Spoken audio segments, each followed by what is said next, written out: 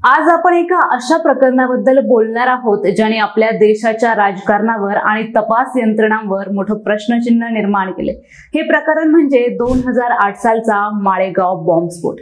तब्बल 17 वर्षांनंतर या प्रकरणाचा निकाल लागलाय। नेमकी ही काय घटना आहे आणि या घटनेचा निकाल काय लागलाय की ज्या निकालामुळे अनेक प्रश्न उपस्थित होत आहेत, तेच आपण जाणून घेऊया या व्हिडिओच्या माध्यमातून। नमस्कार, मी प्रतीक्षा, तुम्ही पाहताय पुणे प्राईम न्यूज।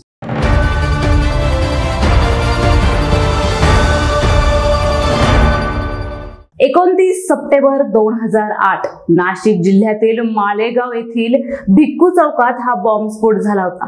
रमजानचा महिना सुरू होता। शहरात मुस्लिम बांधवांसाठी पवित्र असलेल्या रमजान महिन्यात रात्रीच्या वेळी एक मोठा स्फोट झाला। एका मोटारसायकलवर ठेवलेल्या बॉम्बमुळे हा स्फोट झालाय। या घटनेत 7 निष्पाप लोकांचा मृत्यू झाला तर 100हून अधिक लोक जखमी झाले होते। हा हल्ला देशातील शांतता भंग करण्यासाठी आणि धार्मिक तेढ निर्माण करण्यासाठी घडवून आणला गेला होता। या घटनेनंतर लगेचच तत्कालीन महाराष्ट्र सरकारने या प्रकरणाचा तपास दहशतवाद विरोधी पथक ATS कडे सोपवला। त्यावेळी ATS चे प्रमुख हेमंत करकरे होते। तपासादरम्यान स्फोटासाठी वापरलेली मोटारसायकल ही माजी भाजपा खासदार प्रज्ञासिंह ठाकूर यांच्या नावावर असल्याचं समोर आलं। यानंतर तपास पथकाने 23 ऑक्टोबर 2008 रोजी प्रज्ञासिंह ठाकूर यांना मध्य प्रदेशातून अटक केली। त्यांच्याबरोबरच या प्रकरणात निवृत्त लष्करी अधिकारी लेफ्टनंट कर्नल प्रसाद पुरोहित आणि मेजर रमेश उपाध्याय यांच्यासह एकूण 14 आरोपींना अटक करण्यात आली। या प्रकरणातील आरोपींचा संबंध हा उजव्या विचारसरणीच्या अभिनव भारत नावाच्या संघटनेशी असल्याचे ATS ने सांगितले। या आरोपींवर कट रचने, हत्या करणे आणि बेकायदेशीर कृती प्रतिबंधक कायदा UAPA अंतर्गत गंभीर गुन्हे दाखल करण्यात आले। या तपासादरम्यान 26/11च्या मुंबई हल्ल्यात हेमंत करकरे हे शहीद झाले आणि पुढे 2011 मध्ये या प्रकरणाचा तपास हा राष्ट्रीय तपास संस्था NIA कडे हस्तांतरित करण्यात आला। NIA ने या प्रकरणाचा तपास पुन्हा सुरू केला। NIA ने 2016 मध्ये दाखल केलेल्या आरोपपत्रात म्हटलं आहे की प्रज्ञासिंह ठाकूर यांच्यासह काही आरोपींविरोधात पुरेसे पुरावे नाहीत। मात्र न्यायालयाने हा मुद्दा फेटाळून लावत प्रज्ञा आणि इतर आरोपींना खटल्याला सामोरे जाण्याचे आदेश दिले। या खटल्याच्या सुनावणी दरम्यान एकूण 324 साक्षीदारांची तपासणी करण्यात आली।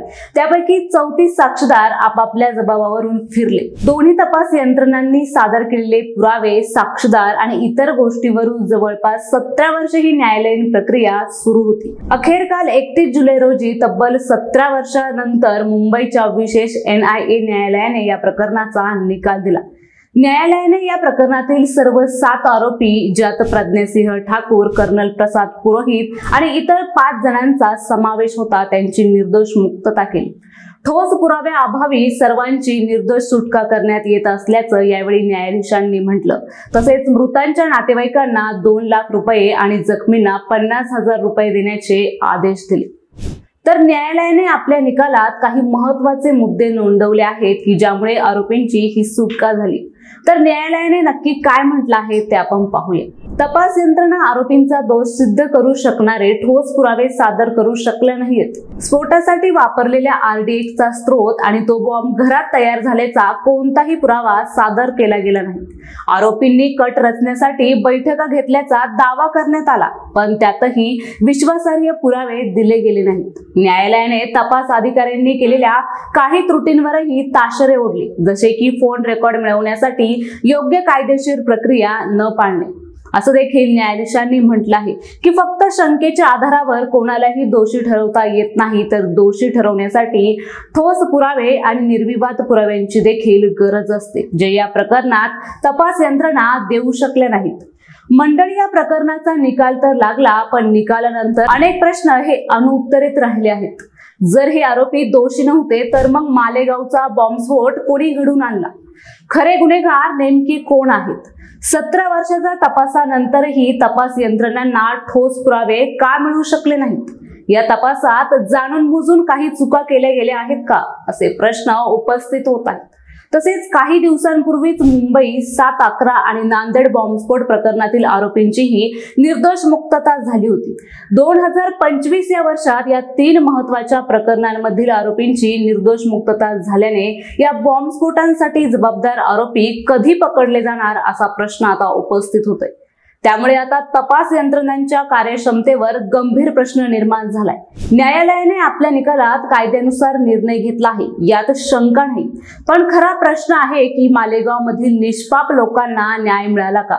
17 वर्षाच्या प्रदीर्घ न्यायालयीन लढ्यानंतरही या स्फोटाचे खरे सूत्रधार कोण होते हे अनुत्तरित राहिले। हा निकाल केवळ मालेगाव प्रकरणापुरता मर्यादित नाही, तर तो आपल्या देशातील तपास यंत्रणांवर आणि त्यांच्या कार्यक्षमतेवर एक मोठं प्रश्नचिन्ह निर्माण करतो। जर 17 वर्षानंतरही तपास यंत्रणा ठोस पुरावे सादर करू शकल्या नाहीत, तर सामान्य माणसाने न्याय व्यवस्थेवर आणि कायद्याच्या प्रक्रियेवर विश्वास ठेवावा का, असा प्रश्न आता निर्माण होतोय।